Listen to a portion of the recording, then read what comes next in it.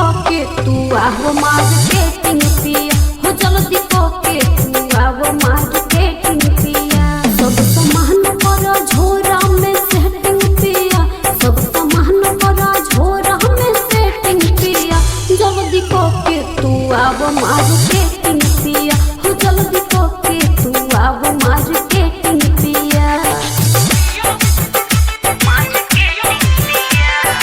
DJ हरिओम Basantpur DJ हरिओम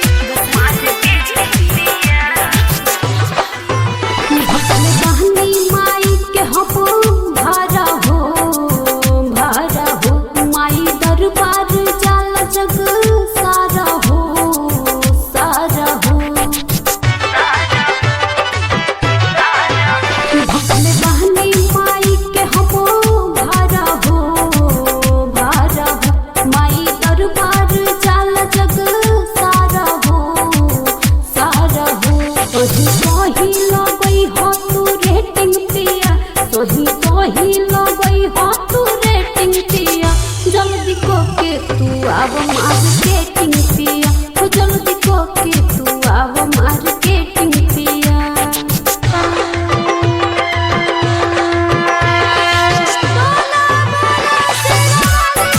DJ हरिओम Basantpur DJ हरिओम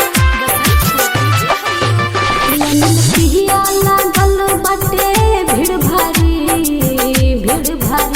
देखी प्रदीप कपूर को भी जाता